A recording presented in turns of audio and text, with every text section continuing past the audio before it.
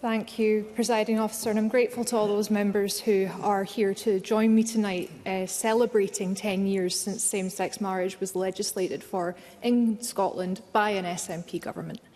10 years does not seem long enough ago for something so simple to have happened, but I know how difficult it was and how much courage it took for politicians in this place to carry on and do the right thing, regardless of well-funded detractors and entirely normalised homophobia, lesbophobia and biphobia in much of the press and in their correspondence.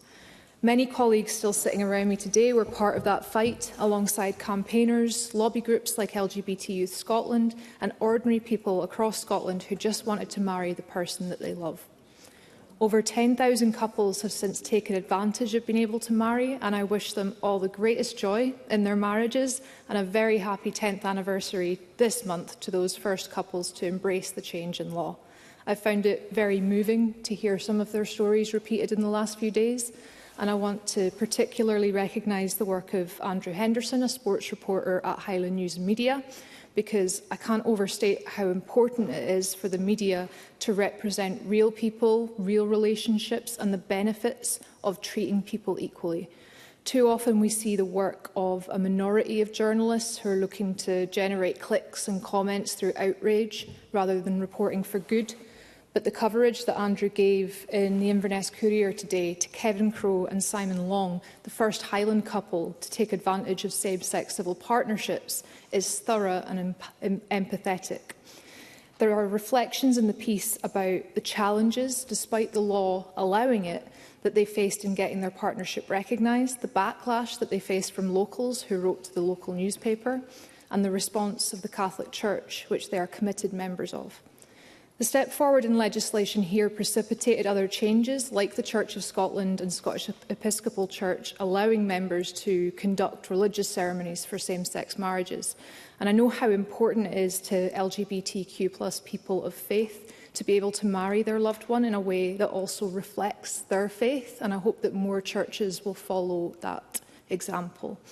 I want to highlight one quote from the piece, which goes, "We both recall the days when the expression of our love was considered to be a crime and our sexuality a mental illness. So we decided we wanted to enter a civil partnership on the earliest date allowed by law, which was the 21st of December 2005. When same-sex marriage was introduced, we also wanted to be married as soon as possible. We took our civil partnership documents to the council offices and the registrar changed its status to a marriage, so our marriage certificate is actually dated 2005. And I love that they've been able to have their civil partnership, which was to them a marriage in all but name, recognised in the way that they saw it. I'm sure that there are many out there with on-paper anniversaries that don't reflect how long they know they've been married, and we must ensure that that's not the case for couples in future. Because now we've made it to a decade of same-sex marriage equality in Scotland, but progress is a constant battle and achievements are not promised forever. What is done can be undone. And there are threats to that right, and people who would see it removed, just as there are couples out there in Scotland who still cannot marry the person that they love without official documents misrepresenting their identity, trans people without a gender recognition certificate. And there are mixed-sex couples who may also be LGBTQ+, who are still unable to convert their marriage to a civil partnership if they wish, which is something I've written to the Minister and the UK Government on, seeking to rectify. What I'm saying is there's a lot more to do. And when I lodged this motion, I sat and I wondered for a long time about how the vote would go if it were held today, had we not been able to get that legislation passed. And I couldn't answer with certainty, nor be sure that the bill would actually become an act, because as an LGBTQ+ member of this Parliament, I've seen LGBTQ+ phobia. I've been personally subject to homophobia in the building, and I've heard people say things about others and even themselves that haunt me. So I do appreciate the difficulty of the environment right now in proceeding with making the next necessary progress, despite the SNP's clear commitment and record on it. This Parliament, reflecting that one which allowed same-sex marriage 10 years ago, overwhelmingly supported changes to GRCs for the trans community, and the bill was then blocked by the UK Government. And much of the correspondence that I received during that bill's progress and much of the commentary on social media strayed between transphobia and homophobia very quickly and easily. And it was a reminder of how far we still have to go. And when I was in the Minister's position, the stories of conversion practices that I was told by LGBTQ+ people were harrowing and heartbreaking and even painful to listen to and to recall.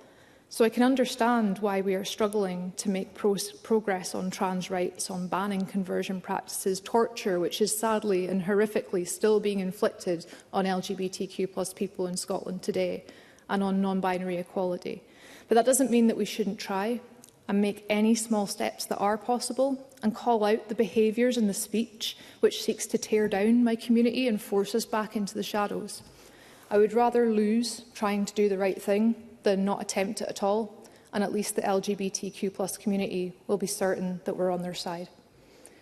Given the new Labour government has shamefully refused to lift the Tories' veto on the democratically reached position of this Parliament on the Gender Recognition Reform Bill, and just last week denied access to puberty blockers for trans youth, I'm sure that the Minister will understand why there's little confidence out there that these are the actions of a government that might take positive steps on banning conversion practices.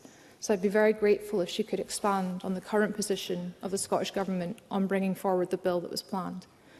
And I'll conclude by just reiterating my deep joy for all those who have been able to marry in this country, celebrating themselves and their relationships and having all of that love recognised in law, just as mixed-sex couples could do before.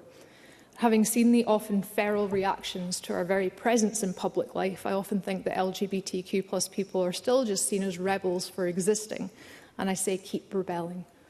Happy anniversary to those in the first weddings conducted, and best wishes to the other 10,000 and the next 10,000 couples who will make use of this important law. Thank you.